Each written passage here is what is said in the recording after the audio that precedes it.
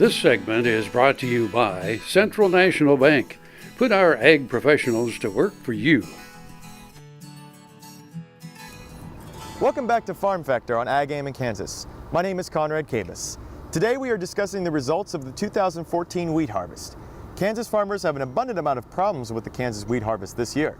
With continuous rains in July and no rain prior for months, it is projected that 2014 will be one of the worst wheat harvests in years. Harries is the Director of Marketing at Kansas Wheat in Manhattan and an expert on the subject. Farm Factor sat down with him to discuss the 2014 harvest. Well, ultimately the rain did cause a lot of problems during harvest, but the real underlying factor in the quality and quantity of the crop was the ongoing drought. So the rain came in late as mainly a nuisance to the harvest progress and kind of slowing things down. But the drought, the lack of spring rainfall, the lack of winter moisture is really what had the major effect on this year's crop. Although Kansas was widespread with drought this year, it's affected the Central Plains, affecting states like Oklahoma, Nebraska, and Texas. It's been a Central Plains issue. Basically Kansas and south is where the drought issue has been. The rain during harvest was mainly focused on Kansas and Oklahoma, and that's where the slowdown in harvest was. Just like many producers predicted, frequent rains did occur in the months of July and June. However, it seemed that the cup was half empty for many producers while they were trying to battle the rain during harvest, rain that could have been better used months prior. Well, we never expect it right when harvest occurs. That's usually a drier time of the year around here. It just happened to be the weather pattern, and you know, it's not unusual to have scattered rains and storms during harvest, especially in Kansas during June.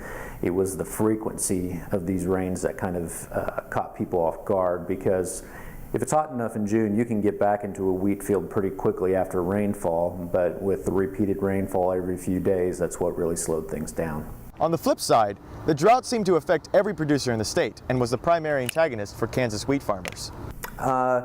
In Kansas, it was very widespread. In fact, the drought had been limited to the previous years to western Kansas, and then this year it certainly was more widespread than that. In fact, they actually had a little bit more rainfall in western Kansas than they had the past few harvests. But this year the drought was widespread across Kansas, and that's why we have the smallest wheat crop we've had since 1989. Thank you for watching this segment of Farm Factor on Ag AM in Kansas.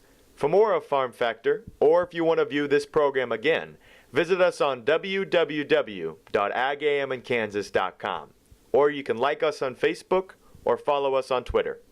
Thank you for watching. We'll have more about the 2014 wheat harvest after the break. Stay tuned. Turn to a Central National Bank ag professional. You'll be in good company. They'll help you track expense lines, manage variable input costs, assess ground agreements, pick a crop protection plan. These times demand ag professionals. Central National Bank. You could profit from what they know. Ag operations run better on Central Time. Central National Bank. Money for life.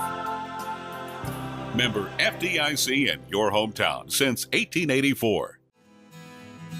Ag AM in Kansas is brought to you in part by Sure Crop, liquid crop nutrition delivered right to your farm. Welcome back to Farm Factor on Ag AM in Kansas. I'm Conrad Kabus.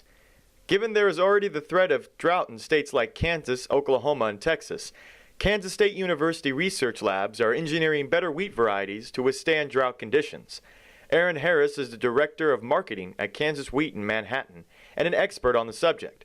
Farm Factor sat down with him to discuss the 2014 harvest. Well, the variety development research program here at Kansas State University has a focus on drought tolerance in the wheat crop. So allowing that wheat plant to be able to better tolerate heat and drought conditions. But even those improved varieties have a tough time when you're in a severe drought, just because of the lack of rainfall. We've known in some wheat fields in western Kansas that had 6 inches of rain over a course of a 2-year period. And your seed technology can be great, but with that small amount of rain, it's going to be very tough to produce a wheat crop. But this year, this summer, the 2014 harvest, I think we saw some results of good genetics and research where the wheat plant made as much as it could with as little moisture as it has. And so those good genetics that we've been doing with research, I think, are starting to express themselves. Although the yields this year were at a record low, Kansas State University research has found the wheat coming out has had a good quality. Well, the quality is good. Unfortunately, there's an inverse relationship. Usually if the crop is smaller and yields are down, quality is higher.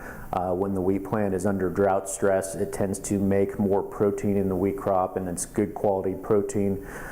So the product this year, the end product is very good, although we won't just have quite as much of it as we would like.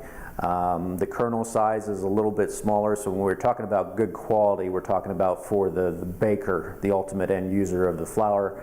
It is a little trickier for the flour miller because those smaller kernels, it's a little bit hard to mill those. Nearly 50% of the wheat produced in the United States is exported, and although the wheat harvest hit the market hard domestically, it is projected that our biggest importers of wheat need not worry, despite stiff competition from the European Union, Argentina, Australia, Canada, and also recently from Ukraine and Russia. Well, our international customers can count on Kansas and U.S. farmers being able to get them the wheat they want. Market might be a little bit tighter in the United States, but there's a good global supply of wheat, so our international customers can expect reasonable prices and a decent supply. So we tell our customers, we'll be able to get you the wheat you want. We may have to work harder at it logistically. They may have to act a little bit faster this year to secure the supplies they need, but we'll be able to meet their needs. In the future, it is unlikely that our world wheat share will decrease because it is so massive. I think, the U.S. still has a pretty large share of world export demand. It's unreasonable to think that we're going to always have that majority export of wheat. 50% of our wheat stays here in the United States, and our export share decreases just simply because there are more and more exporting countries on the market in the world. So we'll have our regular customers who come to us because of quality, and then we'll have those customers who fluctuate based on the price of wheat. Thank you for watching Farm Factor. We'll have more after the break. The producer-funded Kansas Wheat Innovation Center was built to get improved varieties into the hands of farmers faster. Kansas Wheat, farmers advancing their future through wheat genetics research.